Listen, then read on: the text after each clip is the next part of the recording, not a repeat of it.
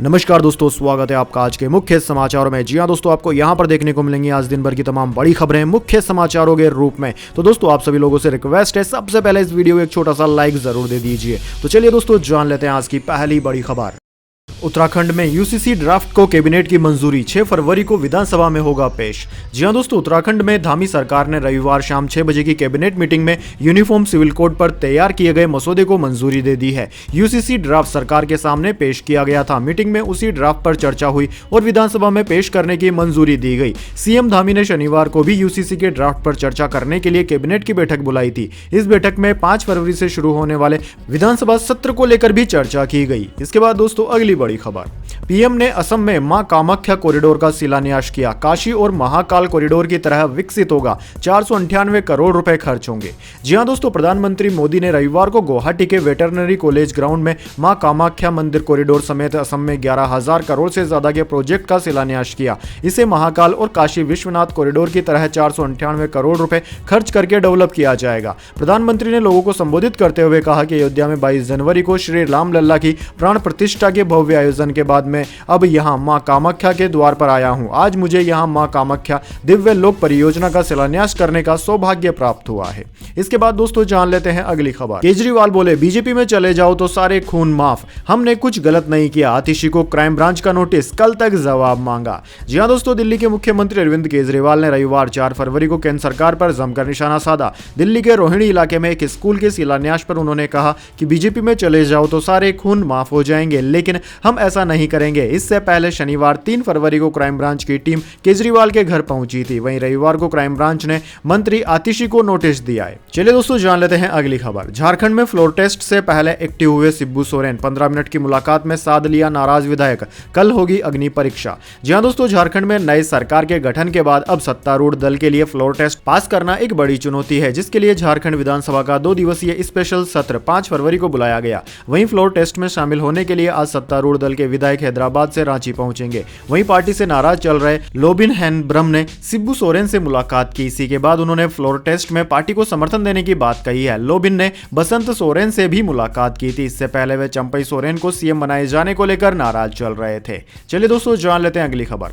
जम्मू कश्मीर और हिमाचल प्रदेश में जमकर बर्फबारी, श्रीनगर की सभी flights cancel, Jammu Kashmir highway बंद, राजस्थान यूपी में बारिश का अलर्ट। जी हां दोस्तों, जम्मू कश्मीर, हिमाचल प्रदेश, लद्दाख और उत्तराखंड में रविवार को जमकर बर्फबारी हुई। श्रीनगर से जाने वाली सभी फ्लाइट्स कैंसिल कर दी गई है। 7 ट्रेनें भी रद्द है। रामबन में लैंडस्लाइड की वजह से श्रीनगर जम्मू हाईवे बंद कर दिया गया। वहीं दोस्तों, हिमाचल के मनाली, किन्नौर, धर्मपुर, कुफरी और केलांग में बर्फबारी की वजह से 500 से ज्यादा सड़कें बंद है। कई इलाकों में बिजली पानी की सप्लाई भी प्रभावित हुई है। मौसम विभाग ने अगले 2 दिन के लिए लाहौल स्पीति, किन्नौर, शिमला, कांगड़ा, मंडी और कुल्लू में बर्फबारी को लेकर येलो अलर्ट जारी किया है। वहीं दोस्तों, दिल्ली एनसीआर में रविवार सुबह तेज बारिश हुई। मौसम विभाग के मुताबिक दिल्ली के अलावा आज राजस्थान, पंजाब, हरियाणा और उत्तर प्रदेश में 5 फरवरी को भी बारिश हो सकती है। दक्षिणी राज्यों में आज मौसम साफ रहेगा। चलिए दोस्तों, जान लेते हैं अगली खबर। विशाखापट्टनम टेस्ट में इंग्लैंड को भारत ने दिया 399 रन का टारगेट। टीम ने 50 रन पर पहला विकेट गंवाया। अश्विन ने डकेट को पेवेलियन भेजा। स्कोर 67 रन 1 विकेट के नुकसान पर।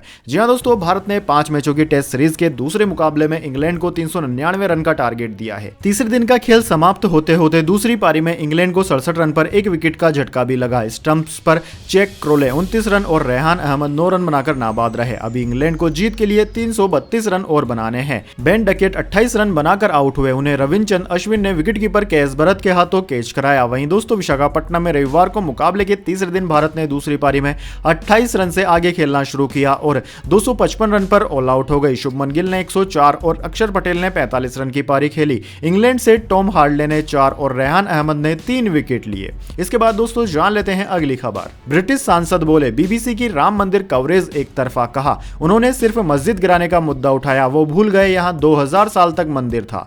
जी हां दोस्तों, ब्रिटेन के सांसद बॉब ब्लैकमैन ने बीबीसी की राम मंदिर कवरेज को लेकर सवाल उठाया है। उन्होंने कहा है कि 22 जनवरी दुनिया भर के हिंदुओं के लिए खुशी का दिन था, लेकिन अफसोस की बात है कि बीबीसी ने अपनी कवरेज में यह बताया कि यह वही जगह है जहां एक मस्जिद ढहाई गई थी। सत्ताधारी कंजर्वेटिव पार्टी के सांसद बॉब ने आगे कहा कि वो यह भूल गए कि इससे पहले यहां 2000 साल तक मंदिर था। इसके अलावा मुस्लिमों को मस्जिद के लिए 5 एकड़ की एक जमीन दी गई है जहां वो मस्जिद बना सकते हैं। इसके बाद ब्रिटिश सांसद ने बीबीसी की निष्पक्षता पर सवाल उठाते हुए संसद में इस मुद्दे पर बहस की मांग की। चलिए दोस्तों जान लेते हैं इसके बाद अगली खबर।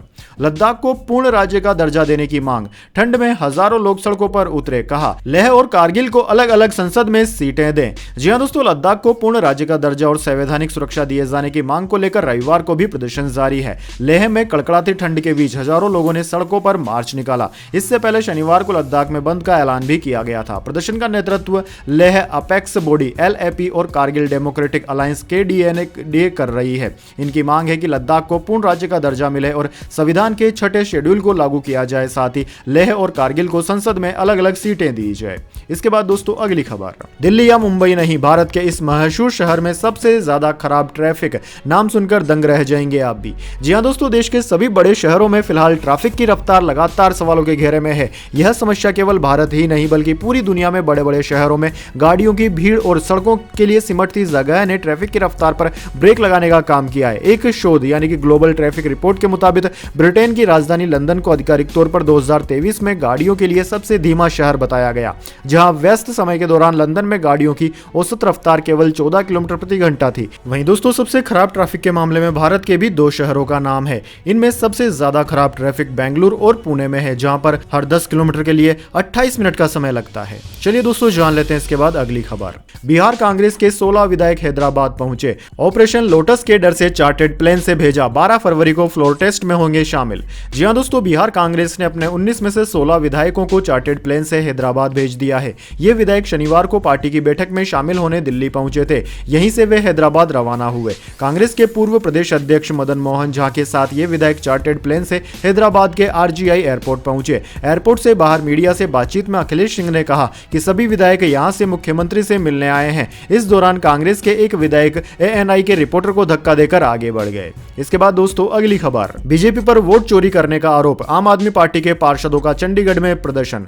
जी हां दोस्तों, चंडीगढ़ के मेयर चुनाव में कथित धांधली का आम आदमी पार्टी लगातार विरोध कर रही है। पार्टी कार्यकर्ताओं ने रविवार को नगर निगम कार्यालय के बाहर विरोध प्रदर्शन किया। कार्यकर्ताओं ने अपने हाथों में #वोट चोर बीजेपी की तख्तियां ली हुई थी। इस दौरान मौके पर भारी पुलिस बलों की तैनाती करनी पड़ी। आप पार्टी कार्यकर्ताओं पर कथित रूप से पुलिस ने कार्रवाई भी की। सभी कार्यकर्ताओं समेत प्रदर्शन में शामिल तमाम नेताओं को भी हिरासत में ले लिया गया। बताया जा रहा है कि पुलिस एक्शन के दौरान आम आदमी पार्टी के पंजाब प्रभारी डॉक्टर SS अहलूवालिया सड़क पर गिर पड़े।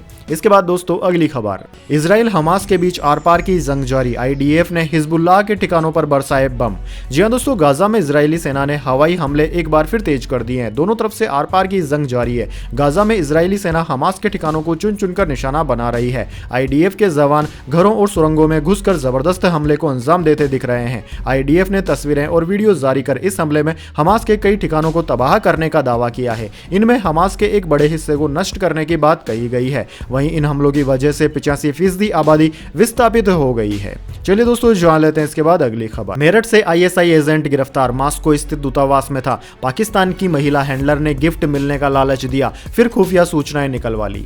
जी हां दोस्तों, UP ATS ने रूस के भारतीय दूतावास में काम करने वाले कर्मचारी को मेरठ से अरेस्ट किया है। सत्येंद्र सिवाल नाम का यह कर्मचारी पाकिस्तानी खुफिया एजेंसी ISI के लिए काम कर रहा था। सत्येंद्र 2021 से विदेश मंत्रालय में MTS यानी कि मल्टीटास्किंग स्टाफ के तौर पर काम कर रहा था। उसकी तैनाती मॉस्को स्थित भारतीय दूतावास में थी। मूल रूप से सत्येंद्र हापुड़ का रहने वाला है। ATS के मुताबिक पाकिस्तान की महिला हैंडलर ने सत्येंद्र से मिलने और गिफ्ट का लालच देकर पहले सत्येंद्र से उसके विभाग से जुड़ी जानकारी हासिल करनी शुरू की। इसके बाद उसने दूतावास में आने वाली भारतीय सेना से जुड़ी जानकारी मांगनी शुरू कर दी। हनी ट्रैप में फंसकर सत्येंद्र उसको कई अहम जानकारियां देता रहा। इसके बाद दोस्तों जान लेते हैं अगली खबर। पब्लिक प्रॉपर्टी के नुकसान पर लॉ पैनल का सुझाव, जब तक नुकसान की वसूली न हो तब तक दंगाई को जमानत न दी जाए। जी हां दोस्तों, रिटायर्ड जस्टिस ऋतुराज अवस्थी की अध्यक्षता वाले भारत के 22वें विधि आयोग ने शुक्रवार 2 फरवरी को मोदी सरकार को एक रिपोर्ट सौंपी। रविवार को सामने आई इस रिपोर्ट में दंगाइयों के लिए कड़े जमानत प्रावधानों की सिफारिश की गई है। पैनल ने सुझाव दिया है कि सड़कें जाम करने और तोड़फोड़ करने वालों पर सार्वजनिक निजी संपत्तियों को वे नुकसान के बाजार मूल्य के बराबर जुर्माना लगाया जाए। दंगाइयों को जुर्माने की वसूली के बाद ही जमानत दी जाए। लॉ पैनल की रिपोर्ट में बताए गए जुर्माने का मतलब उस राशि से है जो डैमेज हुई प्रॉपर्टी की मार्केट वैल्यू के बराबर होगी।